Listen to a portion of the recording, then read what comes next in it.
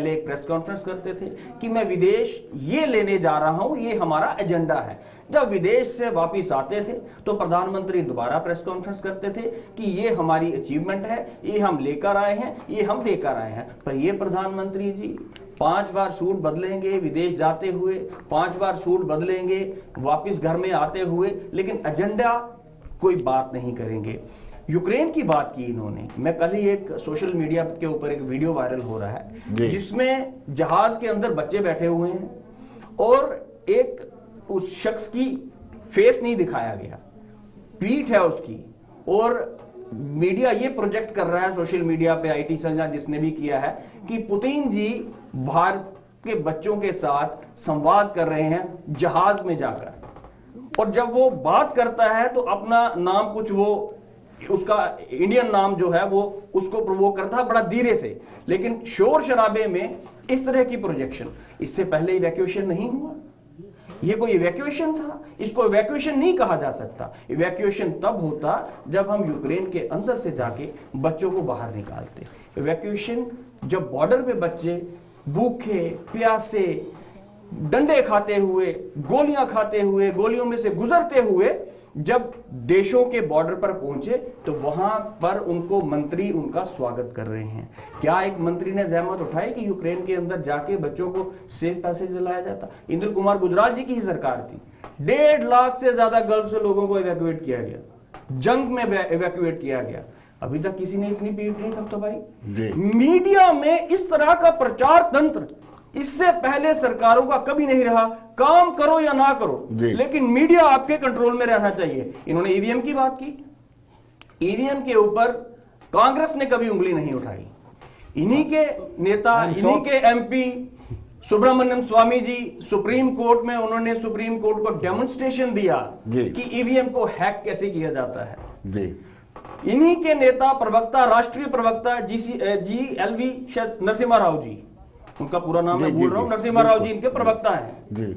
उन्होंने 101 नुस्खे पता नहीं अपनी किताब में गिनवाए हैं ईवीएम को कैसे हैक किया जा सकता है। इनको पता है ईवीएम को हैक कैसे किया जा सकता है। सुब्रमण्यम स्वामी जी ने अपनी किताब लिखी है कि उन्होंने कहा है कि ईवीएम को कैसे हैक किया जा सकता है। आपने बड़ी इंपॉर्टेंट बात की कि प्राइम मिनिस्टर को प्रेस कॉन्फ्रेंस करनी चाहिए विदेश में जाने से पहले और आने के बाद भी।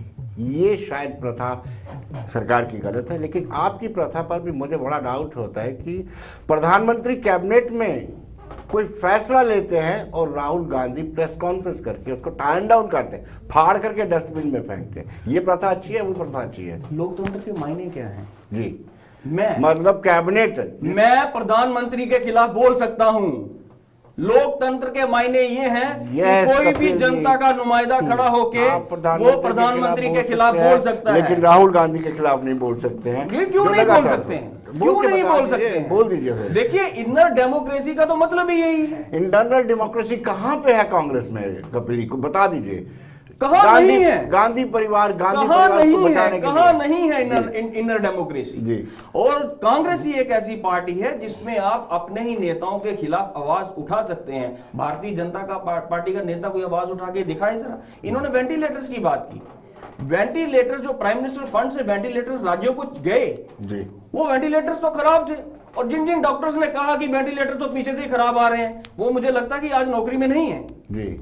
जिसने आवाज उठाई सरकार के खिलाफ, चाहे वो तानाशाही है, चाहे वो इंजीनियर हो, चाहे कोई अफसर हो, तानाशाह तरीके से सरकार चला रहे हैं। ये आरोप विपक्ष लगातार लगाते आ रहा है कि आपने जितने भी डेमोक्रेटिक इंस्टीट्यूशंस हैं उनका गला दबा के रखा हुआ, अपने हिसाब से आप चलाना चाहते हैं। जिन्होंने इमरजेंसी लगाई वैसी पार्टी ये बात करे, और जिन्होंने जिनके बारे में सुप्रीम कोर्ट ने इसको CBI को कहा था कि केज्ड पैरेट, तो वो इस तरह की दूसरों पर इल्जाम लगाए तो ये स्वाभाविक बनता है, क्योंकि आपने दूसरे पर तभी तो आपने से डिफ्लेक्ट करेंगे।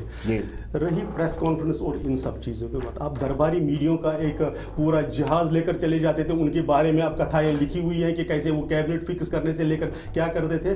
कम्युनिकेशन की बात है, जनता के साथ जो कम्युनिकेशन है प्रधानमंत्री जी का कांस्टेंट रहता है विभिन्न प्रकार से। इसमें सिर्फ प्रेस कॉन्फ्रेंस जरूरी नहीं होती है और सिर्फ प्रधानमंत्री की, क्योंकि तब तो आपने सिर्फ एक ऑफिस को बनाकर रखा था, आगे किसी की बोलती बंद सबकी थी। आज हर कोई मंत्री हो चाहे कोई हो, जो ऑफिस है इतने फ्री है, इंडिपेंडेंट है कि वो अपनी बात करते रहते हैं। और माननीय प्रधानमंत्री जी भी समाज के साथ जिस प्रकार से कम्युनिकेशन करते थे, ऐसे हमने 10 साल में देखा प्रधानमंत्री जी को सिलेक्टिवली जितना कहा जाता था उतना ही बोला जाता था, रिमोट कंट्रोल से ऑपरेट होते ऐसे प्रधानमंत्रियों को भी हमने देखा है।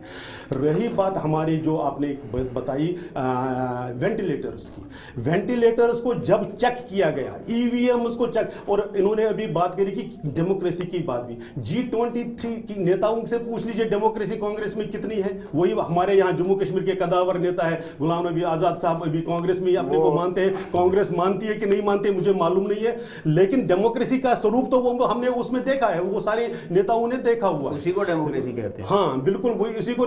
इसीलिए हम जब 1885 से देखेंगे आज तक, जो या खासकर 1947 के बाद जो अध्यक्षों की लिस्ट हम देख लेते हैं तो कैसे बनते हैं, तो डेमोक्रेसी उसका एक स्वरूप होता है।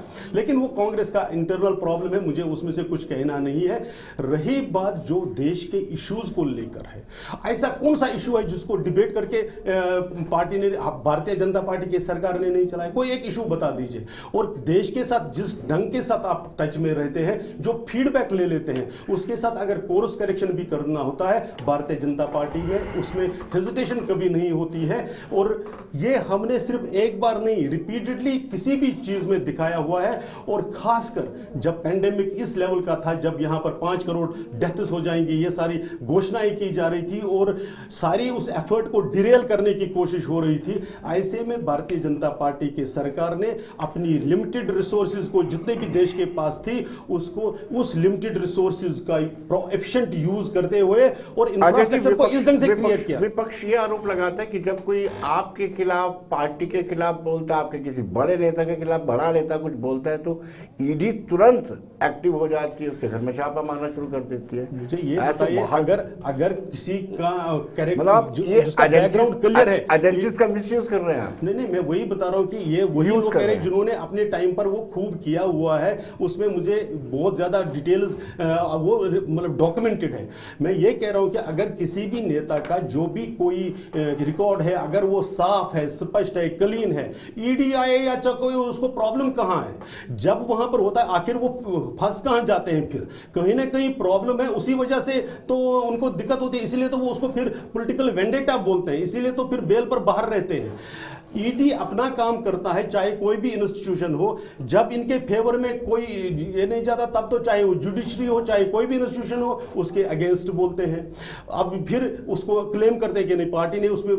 कपिल सिब्बल साहब इन्हीं के नेता थे जो लंदन में ईवीएम को लेकर चले गए थे। तो क्वेश्चन मार्क करना, और सिर्फ इंस्टीट्यूशंस पर ही नहीं, आर्मी तक के ऊपर, आर्मी ने जब बात करी, क्लेम की, तो इन्होंने उसको भी कहा सबूत बताओ जी। तो इनका ये स्वभाव में ही है कि जो भी कोई इंस्टीट्यूशन है उसको क्वेश्चन मार्क करना, क्योंकि इन्होंने अपने टाइम पर वैसा किया था और करवाया था। इन्होंने कूप की बात की, दिल्ली में कूप हो रहा है जी, आर्मी मूव कर रही है, वो भी इन्होंने करके दिखाया।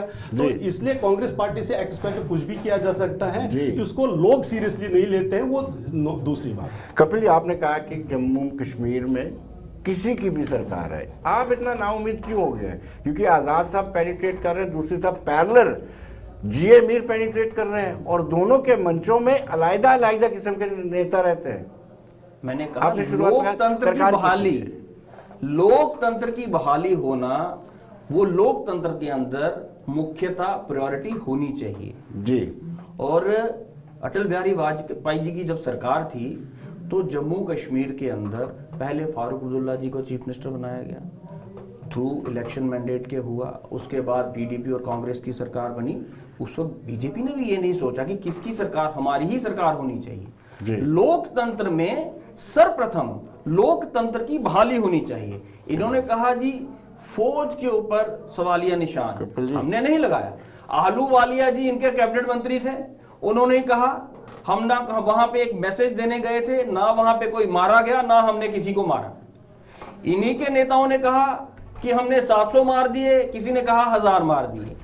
जनरल का ऑफिशियल बयान था कि सेना का काम होता है कार्रवाई करना, हम गिनते नहीं हैं। सबने स्वागत किया। लेकिन अंततः जब इनसे ये पूछा गया, भाई आपको कैसे पता कितने मार दिए, कितने मार दिए, कहां मार दिए बता दो, तो आलू वालिया जगह ऑफिशियल बयान था कि हम वहां पे एक जनरल मैसेज देने गए थे। प्रधानमंत्री जी की बात है, मन की बात करते हैं, मन की बात सुनते नहीं हैं। सीबीआई की बात की इन्होंने, तो सीबीआई में 2 अफसरों की लड़ाई पिछले 70 साल की सरकारों में कभी नहीं देखी गई। और जब सीबीआई डायरेक्टर ने राफेल की फाइल मंगवाई रात को, तो सुबह वो सीबीआई डायरेक्टर कहां दिखा किसी को जी।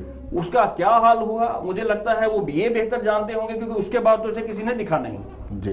इमरजेंसी की कपिल जी, सवाल मेरा ये था कि अब जम्मू कश्मीर में कांग्रेस की क्या नाउम्मीद हो चुकी है कांग्रेस? मैं बताता हूं, पर आप मैं आ रहा हूं, पहले मैं इनकी बातों का जवाब दे लूं ना जी। इमरजेंसी की बात की, अनाउंस्ड इमरजेंसी थी, पार्लियामेंट द्वारा लगाई गई इमरजेंसी थी। आज की तरह अनअनाउंस्ड अनऑफिशियल इमरजेंसी नहीं थी।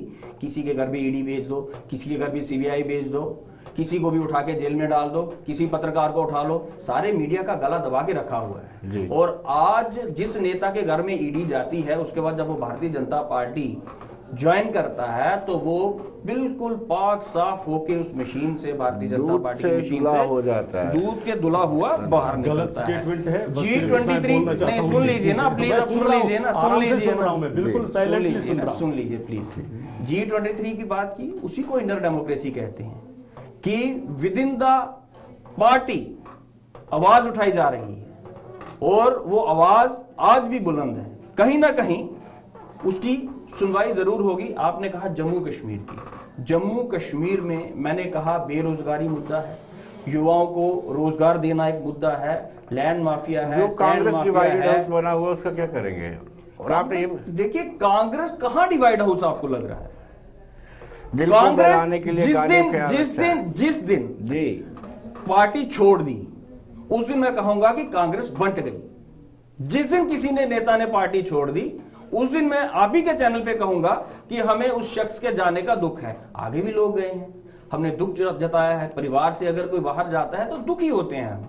कोई भी परिवार छोड़ के जाएगा तो मन दुखी जरूर होगा, लेकिन अभी तक परिवार के अंदर हैं सभी, और सारे जो हैं वो पार्टी का ही काम कर रहे हैं, कांग्रेस का ही काम कर रहे हैं। यहाँ तक जम्मू कश्मीर की बात है तो यहाँ पे बहुत सारे एजेंडा है, बहुत सारी पॉलिसीज के उसके ऊपर इलेक्शन होगी और कांग्रेस इलेक्शन के लिए तैयार है और हम इलेक्शन लड़ेंगे। जैसे कपिल जी ने बताया, बेरोजगारी एक मुद्दा है, महंगाई एक मुद्दा है, और जम्मू के रिलेटेड अगर बात करें तो यहाँ पर भी आपने वेस्ट पाकिस्तानी रिफ्यूजियों को अधिकार तो दे दिए, लेकिन आज तक वो जमीन नहीं खरीद पा रहे हैं। उनको कहा जा रहा है कि आप स्टेट सब्जेक्ट लाएंगे जो उनके पास नहीं है। आपने लीकर पॉलिसी बनाई, बहुत सारे लोग बेरोजगार हो गए, बाहर से आकर के लोग यहाँ पर काम, बहुत सारे ऐसे डिसीजन लिए गए ब्यूरोक्रेटिक गवर्नमेंट ने जो पार्टी को डैमेज कर गए हैं। क्या डैमेज कंट्रोल चल रहा है?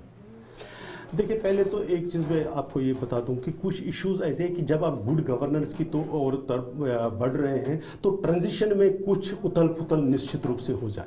ट्रांसपेरेंसी और अकाउंटेबिलिटी की जब आप गवर्नमेंट जिस स्टेट में, जिस जम्मू कश्मीर में ट्रांसपेरेंसी और अकाउंटेबिलिटी का कोई नामो निशान नहीं था, उसको आप एस्टैब्लिश कर रहे हैं, इसमें कुछ टाइम तो लगेगा। और ये यहाँ की जम्मू कश्मीर की जनता बखूबी समझती है, क्योंकि इसको जो ही इम्प्लीमेंट भी कह रहे हैं कि जहां जहां कोई गलती ध्यान में आ रही है, कमी ध्यान में आ रही है, उसको एक मिनट रुको। अजय जी, जम्मू कश्मीर की जनता अगर समझती होती ना, तो जो चैम्बर ऑफ कॉमर्स ने बंद की काल दी थी, जो सफल हुई थी ना, तो भाजपा ने कभी कल्पना नहीं की थी कि भाजपा के बिना भी कोई बंद करवा सकता है। क्यों लोग नाराज हैं? नहीं, आप मान लीजिए लोग नाराज हैं। मैं क्या कहता हूं कि लोगों की नाराजगी हो सकती है किसी इशू को लेकर, और जब भी वो ध्यान में आता है कि हाँ लोग इससे सेटिस्फाई नहीं है, तो भारतीय जनता पार्टी की सरकार, हालांकि जम्मू कश्मीर में भारतीय जनता पार्टी की सरकार नहीं है, लेकिन फिर भी एडमिनिस्ट्रेशन, आप ये भी झूठ बोल रहे हैं, प्रॉक्सी सरकार है जम्मू कश्मीर में, भारतीय जनता पार्टी की सरकार है, हमारी सरकार, सरकार में ऐसा नहीं, ब्यूरोक्रेसी को इतनी इंडिपेंडेंस तो वो जो खुद अपने डिसीजन ले लेते हैं।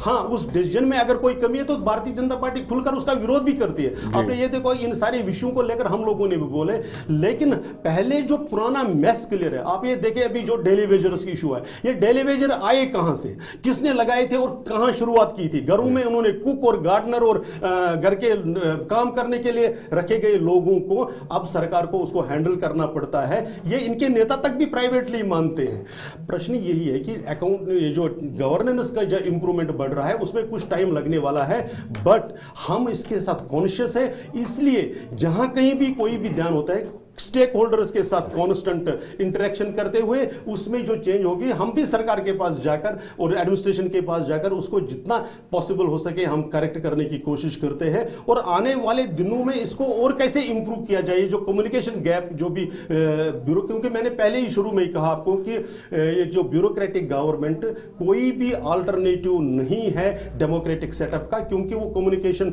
गैप रहता है। लेकिन जम्मू कश्मीर की जैसी स्टेट में जहां पहले भी एक लंबे समय तक प्रेसिडेंट रूल लगाने पड़े, गवर्नर, सवाल ये उठता है कि एक तरफ आप ये क्लेम करते हैं कि हालात जैसे ही सामान्य होंगे पूर्ण राज्य का दर्जा दिया जाएगा, फिर ये सारे कानून बदले जाएंगे। निश्चित रूप से होगा ना, क्यों नहीं होगा, जब वो पार्लियामेंट में हमारी कमिटमेंट है और गृह मंत्री जी की कमिटमेंट है। जब वो कंडीशन, आप कंडीशंस को सामान्य किस तरह से कहेंगे? क्या जो हमारी विदेशी ताकतें हैं, क्या उन्होंने जम्मू कश्मीर में इंटेलिजेंस बंद कर दी है? क्या पाकिस्तान ने फाउल प्ले करना बंद? हमारे आज तथाकथित जो मेन स्ट्रीम लीडर हैं, खासकर कश्मीर सेंट्रिक, आज भी उनके स्टेटमेंट किस किस ढंग से हम देखते हैं, कितने प्रोवोकेटिव होते हैं। तो उसमें क्या लोगों को पूरा मतलब आपने हैव यू बीन एबल, उसको क्या कंट्रोल हम कर पाए? तो जो ही जिस ढंग से जो स्टेप्स होता है उसको इंप्रूव करते हैं। लेकिन एक अनफॉर्चुनेटली एक कबाल है, इकोसिस्टम है, जो so called main stream media का एक बहुत बड़ा चंक जिसको चलाता है वो भी उसमें इन्वॉल्व है, जो इन सारी हकीकतों को छिपाता है। जो जर्नलिस्ट की बात हुई, उनको किस हालत में पकड़ा गया उसको कोई जस्टिफाई कर सकता है कि किसी के बैग में हथियार आपको मिले, किसी के बैग में ऐसे मिले, तो उसको जस्टिफाई कैसे करें? अजय जी, लास्ट सवाल कपिल जी आपसे, समय का अभाव है, आप 1 मिनट में इसको बाइंड अप करेंगे। सवाल ये उठता है कि जो इलेक्शन के रिजल्ट आए हैं तो पार्टी वाकई में डिमोरलाइज हुई है और अगले चुनाव जो है लगता है कि जम्मू कश्मीर में ही होंगे, उसका असर पड़ेगा? देखिए, प्रधानमंत्री जी का जो कल भारतीय जनता पार्टी के ऑफिस के अंदर भाषण था जी, निस्संदेह भारतीय जनता पार्टी के नेता और कार्यकर्ताओं का उससे मनोबल बढ़ा होगा। आपका? लेकिन कांग्रेस का मनोबल कम नहीं हुआ जी। कांग्रेस आज भी अडिग चट्टान की तरह खड़ी है, मुकाबला करने के लिए खड़ी है, सड़कों पर खड़ी है, पार्लियामेंट में खड़ी है। और जब असेंबली बन जाएगी तब भी हम असेंबली में सरकार बनाएंगे, खड़े रहेंगे, जनता की नुमाइंदगी करेंगे। इन्होंने बात की एलजी साहब की, इन्हीं के नेता रविंदर रैना जी अध्यक्ष हैं, उन्होंने कहा था कि गवर्नर हमने लाया है, और अब ये दबी आवाज में कहते हैं नहीं जी अब तो गवर्नर रूल है, क्योंकि इन्हीं के काम भी नहीं होते ना, इनको पता है। व्यापारी आज दुखी है, ट्रांसपोर्टर आज दुखी है। बीजेपी के मैनिफेस्टो के अंदर डेली वेजेस को परमानेंट करने की बात इन्होंने की थी, लेकिन अभी तक उसको इम्प्लीमेंट नहीं किया। सारी बातें कांग्रेस के मुद्दे बढ़ेंगी। समय का अभाव है, आप हमारे कार्यक्रम में। अजय जी, आपका भी बहुत बहुत शुक्रिया। तो दर्शकों, आप बने रहिए देश दुनिया की खबरों के लिए और मुझे दीजिए इजाजत। नमस्कार।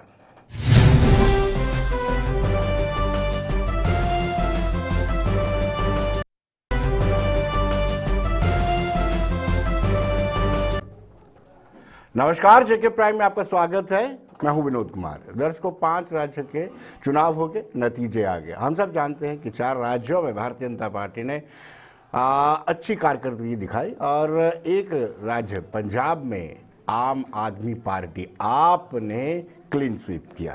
लेकिन अब सवाल ये उठता है कि केंद्रीय गृह मंत्री ने हाल ही में स्टेटमेंट दिया था, उन्होंने कहा था कि परिसीमन की रिपोर्ट आते ही, यानी परिसीमन आयोग जैसे ही अपने रिकमेंडेशन देगा उसके 6-8 महीनों के भीतर चुनाव करवा दिए जाएंगे। अब सबका निगाह जो है, सबकी कंसंट्रेशन जो है जम्मू कश्मीर पर जारी है। सभी पॉलिटिकल पार्टी जम्मू कश्मीर की ओर निगाह रखे हुए, पूरा देश जम्मू कश्मीर के ऊपर निगाह इसलिए भी रखे हुए हैं क्योंकि डॉक्टर फारूक अब्दुल्ला या यूं कहे PAGD ने यह कहा है कि रेफरेंडम होगा 5 अगस्त 2019 का, कि 5 अगस्त 2019 को जो राज्यसभा में एक कानून लाया गया था, संवैधानिक बदलाव की बात हुई थी, क्या वो सही था या गलत। इसी पर हम चर्चा करेंगे। अजय भारती जी हमारे साथ हैं, भारतीय जनता पार्टी से, फॉर्मर ML से। अजय जी, आपका स्वागत है। कपिल सिंह, नेशनल कॉन्फ्रेंस, क्षमा कीजिए, कांग्रेस के प्रवक्ता है, आपका भी स्वागत है। कपिल जी, आपकी परफॉर्मेंस बहुत बुरी रही इन 5 राज्यों में, क्या आपकी स्ट्रेटेजी रहेगी? क्या आपको लगता है कि शीर्ष नेतृत्व को बदलना चाहिए? जब टीम बार बार हारती है, कोच और कैप्टन पर सीधा इल्जाम जाता है। जम्मू कश्मीर को लेकर के आपकी क्या स्ट्रेटेजी रहेगी और क्या शीर्ष नेतृत्व को बदला जाएगा? लोकतंत्र में जनता जनार्दन होती है विनोद जी, और जनता ने जो मैंडेट दिया है उसका हम विनम्रता पूर्वक उसे स्वीकार करते हैं। जहां तक आप कह रहे हैं कि शीर्ष नेतृत्व को बदला जाएगा या नहीं बदला जाएगा, ये कांग्रेस वर्किंग कमेटी इसका फैसला लेगी। लेकिन ये जो चुनाव हुआ, ये चुनाव जो था वो पूरी तरह से बाइपोलर था। पोलराइजेशन के आधार के ऊपर चुनाव किया गया, और जो मुद्दे थे योगी आदित्यनाथ जी के अगर हम बयानात की बात करें, उन्होंने जिन्ना से शुरू किया और प्रधानमंत्री नरेंद्र मोदी जी ने उसको औरंगजेब और शिवाजी के साथ पूरी तरह से इस चुनाव को पोलराइज करने की कोशिश की। योगी आदित्यनाथ जी के बयानात अगर हम सुने, मंत्रियों के अगर हम बयानात सुने, तो बुलडोजर को इस तरह से पेश किया गया जैसे वो बुलडोजर पर्टिकुलरली एक कम्युनिटी के लिए हो, वो बुलडोजर एक मुस्लिम कम्युनिटी के लिए हो। और योगी आदित्यनाथ जी ने जब 80-20 की बात की तो जनता को कहीं ना कहीं ये समझ आना शुरू हो गया कि अब ये चुनाव जो है वो मुद्दों के आधारित नहीं है। यहां तक हम बात करें, जब 5 किलो का राशन आवंटित किया गया सारी स्टेट्स के अंदर, उसके ऊपर प्रधानमंत्री की फोटो थी और प्रधानमंत्री के साथ कुछ राज्यों के अंदर मुख्यमंत्रियों की फोटो भी थी। और यहां तक चुनाव में यह भी कहा गया कि भारतीय जनता पार्टी का जो नमक है वो जनता खा रही है। उसके बाद अगर हम शुरुआत करें कि पोलराइज करते करते ये चुनाव इस हद तक पहुंच गया, वैक्सीनेशन भारत के अंदर वैक्सीनेशन जो है वो पहली बार नहीं हो रहा, टीकाकरण पहली बार नहीं हो रहा। पोलियो, काली खांसी, चेचक, टाइफाइड, बहुत सारी बीमारियां ऐसी हैं जिसकी वैक्सीनेशन जो है वो इस देश के अंदर आगे भी मुफ्त में की गई। लेकिन इस बार वैक्सीनेशन को इस तरह से प्रचारित किया गया कि देश के अंदर पहली बार हो रही है, और वैक्सीनेशन का जो सर्टिफिकेट आवंटित हो रहा था उस सर्टिफिकेट के ऊपर प्रधानमंत्री जी का फोटो था। और आपने भी कोशिश काफी की थी कि गंगा स्नान भी किया, जनेऊ भी धारी किया, लेकिन कहीं वो रास नहीं आया, वो जलवा प्रियंका गांधी का नजर नहीं आया। देखिए, चुनाव आयोग को बहुत शिकायतें की गई कि राशन जो आवंटित हो रहा है इसके ऊपर नेताओं की फोटो नहीं होनी चाहिए। चुनाव आयोग को बहुत सारी विपक्ष ने शिकायतें की कि ये जो इलेक्शन हो रहा है वो मुद्दों के आधार पे हो, लेकिन चुनाव आयोग ने बड़ी दुर्भाग्यपूर्णता से कहना पड़ रहा है कि कोई संज्ञान नहीं लिया। यहां तक बात करें कि हमने इस राजनीतिक मुद्दा नहीं बनाया। मंदिर विनोद जी, आप भी जाते हैं, मैं भी जाता हूं, अगर मुझे कोई मीडिया वाला कोई कवर कर ले, जहां आपको कोई कवर करके आपकी फोटो लगा दे तो उसमें आपका बस नहीं होता। लेकिन स्पेशली कॉर्नर में कैमरा लगा के जब आप आरती करते हुए मंदिर जाते हुए नजर आते हैं और जब आपकी फोटो, प्रधानमंत्री जी की फोटो जब वायरल होती है कि उनका ध्यान शिवलिंग की तरफ नहीं होता, उस कैमरा की तरफ होता है, तो वो कहीं ना कहीं समझ आता है लबोलबाब कि किस तरह का राजनीतिकरण किया जा रहा है। कि अब जम्मू कश्मीर की बारी है और जम्मू कश्मीर की बारी को लेकर के कांग्रेस की क्या तैयारी है? क्या नेतृत्व को बदला जाएगा? जम्मू कश्मीर के अंदर बहुत सारे मुद्दे हैं। बेरोजगारी एक मुद्दा है, लैंड माफिया एक मुद्दा है, माइनिंग एक मुद्दा है, शराब के जो ठेके हैं वो एक मुद्दा है। आज जम्मू कश्मीर के जो बेरोजगार युवा हैं वो सड़कों पर हैं, चाहे वो बीएसएफ सीआरपीएफ के हो, चाहे वो बॉर्डर बटालियन के हो। आज जम्मू के जो युवा हैं उनकी जो नौकरियों की नोटिफिकेशन है उसे रद्द कर दिया गया है। महंगाई एक मुद्दा है। आज कभी आपके पास दोबारा आता हूं, एक बड़े मुझे थोड़ा सा पूरा कर लीजिए। तो हम चाहते हैं कि मुद्दों के आधार पर इलेक्शन हो, और उससे पहले हम ये चाहते हैं कि जम्मू कश्मीर के अंदर चुनाव कराया जाए, किसी की भी सरकार बने, भारतीय जनता पार्टी की सरकार क्यों ना बने। उम्मीद क्यों हो गया कि किसी की भी सरकार बने? मैं कह रहा हूं ना, हम एक लोकतंत्र पार्टी है, हम मुद्दों के आधार पर इलेक्शन लड़ेंगे, लेकिन सर्वप्रथम जम्मू कश्मीर के अंदर लोकतंत्र बहाल होना चाहिए। किसी की भी सरकार बने, हम तो अपना पक्ष रखेंगे, लेकिन आज हमारी जो प्राथमिकता है जम्मू कश्मीर के अंदर वो सरकार बनाने की है। ये सरकार पिछले 4 साल से जून में अब गवर्नर रूल हो जाएगा। आखिरकार कहते हैं कि जम्मू कश्मीर के अंदर अगर शांति है, अगर पीस है, तो मुझे लगता है कि इलेक्शन जल्द से जल्द करवाया जाना दोबारा चाहिए। आपके पास आते हैं। अजय जी, आप हमें ये बताइए, सीधा सीधा आप पर आरोप लगा है कि चुनाव आयोग पर भी आपका प्रभाव है, जिसे इन्होंने कहा, यूपी चुनाव की बात कर रहा हूँ या 5 राज्यों की बात कर रहा हूँ, और दूसरा ये है कि आपने चुनाव में पोलराइजेशन करने की बात की। मैं तो थोड़ा सा सरप्राइज था इस वजह से कि मैं इंतजार कर रहा था ईवीएम पर आ जाएगी बात, लेकिन शुक्र है कि इस बार ईवीएम पर चोट नहीं हुई एक बार। अगर आप पंजाब जीत जाते तो आप नहीं, मैं वैसे बता रहा हूँ कि ईवीएम बेचारी बच गई इस बार मशीन, नहीं तो वो लंदन तक पहुंच गई थी बदनाम होते होते मुन्नी की तरह। उस बार वो उसमें से निकल गई, वो एक बड़ी बात है। पोलराइजेशन किसने किया? एलईटी और आईएसआईएस के साथ हिंदुओं की तुलना किसने की? वो सलमान खुर्शीद थे ना, शायद अभी कांग्रेस में ही है। क्या कहते हैं, मणिशंकर अय्यर साहब के बयान क्या थे? आप पेपर निकाल कर देख लीजिए, चाहे योगी आदित्यनाथ जी हो, चाहे माननीय प्रधानमंत्री जी हो, चाहे गृह मंत्री जी हो, या भाजपा का कोई भी नेता हो, उन्होंने इन सवालों के बाद की जो रिएक्शंस दिए हैं, उनके रिएक्शंस थे इस बात को। एक दूसरा, हमने जब चुनाव शुरू किया, हमें हमारे विकास की यात्रा पर पूरा विश्वास था, इसलिए विकास को हम मुद्दा बनाना चाहते थे, और उन विषयों पर जिस पर यहां की मेजॉरिटी कम्युनिटी, हिंदू कम्युनिटी को कांग्रेस पार्टी की तरफ से बार बार अपमान किया गया। राम की भगवान राम की एग्जिस्टेंस पर क्वेश्चन मार्क लगाया गया, राम जन्मभूमि के इशू हो या कोई भी राम सेतु की बात हो, ऐसी बातों को हमने डिलीवर करके दिया था, इसलिए हमें जनता पर विश्वास था। तीसरी विषय हमारे बहुत इंपॉर्टेंट था, जो सोशल वेलफेयर स्कीम्स को डिलीवरी ग्राउंड लेवल पर तक, और उसमें सिर्फ हमने नहीं, उत्तर प्रदेश की हो या किसी भी राज्य की सरकार या जनता हो, उन्होंने खुलकर उन पर अपना मत जाहिर किया था, चुनाव के पहले भी, चुनाव के दौरान भी, और जब मत प्रकटीकरण हुआ उसमें भी वो साफ रिफ्लेक्ट होता है। और 80-20 का क्या तात्पर्य है? हाँ, 80% वही जो आम जनता शांति के साथ रहना चाहती थी, जो सरकार के साथ जो स्कीम है उनके साथ, मेजॉरिटी वो है। 10-15% वोट शेयर में भी आप देखेंगे वो लोग जो कानून के राज। एक उदाहरण देता हूं मैं, कांग्रेस की बिहार की एक नेता की बेटी यूक्रेन जाती है, आकर उसका वीडियो कैसे, सरकार अपनी तरफ से कितनी कोशिश कर रही थी, लेकिन कांग्रेस के बड़े से बड़े नेता ने उस अपने नेता की बेटी का वीडियो इस प्रकार से उछाला। आपने वैक्सीन की बात की, वैक्सीनेशन के दौरान कैसे कांग्रेस शासित प्रदेशों में वैक्सीनों को वेस्ट किया गया, कैसे जो अपने वेंटिलेटर्स है उनकी क्या हालत करी गई। रही बात फोटो की, जरा ये भी देख लीजिए, कांग्रेस प्रशासित जो राज्य है उसमें जो केंद्रीय जो पॉलिसियां हैं उन पर किनके चित्र छापे जाते हैं। एक, आपने 70 साल में जो कोई भी कहीं पर भी कोई छोटा सा प्रोजेक्ट भी बनाया, कोई छोटा सा शहर भी बनाया, किनके नाम? एक परिवार से बाहर आप निकले ही नहीं कभी, तब तो वो सब ठीक था। लेकिन अगर प्रधानमंत्री जी का, इन्होंने उसमें प्रधानमंत्री के नाते, भाजपा नेता के नाते, भाजपा अध्यक्ष का फोटो नहीं था। और यहां पर क्या हो रहा था उल्टा।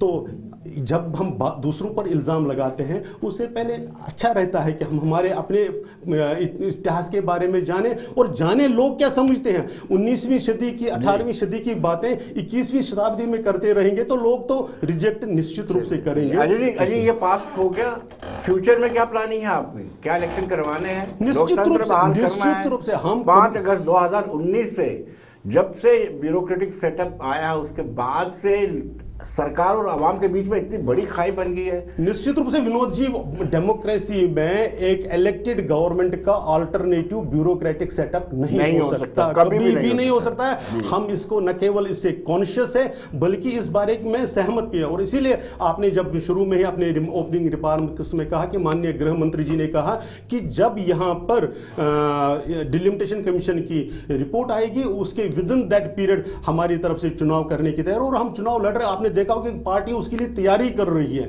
और सीरियसली तैयारी कर रही है। इसलिए चुनाव न केवल डेमोक्रेटिक पार्टी होने की नेता हमारी रिस्पॉन्सिबिलिटी बनती है, बल्कि हम उसमें से लोगों का और जम्मू कश्मीर का फायदा देखते हैं, इसलिए वो करवाना ही है और होगा निश्चित रूप से। मैं मानता हूं कि जो ही डिलिमिटेशन कमीशन की रिपोर्ट ओके हो जाएगी, फाइनल सबमिट हो जाएगी, उसके विदिन जो पीरियड माननीय गृह मंत्री जी ने कहा उसमें चुनाव हो जाएंगे। कपिल जी, आपने बहुत सारी खामियां गिनाई सरकार की, माइनिंग की बात कही, लैंड माफिया, सैंड माफिया, बेरोजगारी, जो पोस्ट थी उनको दोबारा से नोटिफाई किया गया। लेकिन आपको याद होगा कि डीडीसी के इलेक्शन 5 अगस्त 2019 के बाद हुए हैं। तब mining, wine mafia, liquor mafia तब भी था।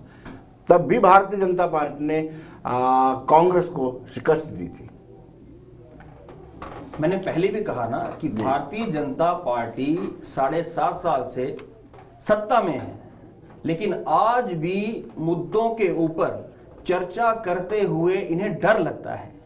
प्रधानमंत्री जी ने एक सिंगल प्रेस कॉन्फ्रेंस नहीं की। अभी तक रिवायत होती थी कि जब प्रधानमंत्री जी विदेश में जाते थे उससे पहले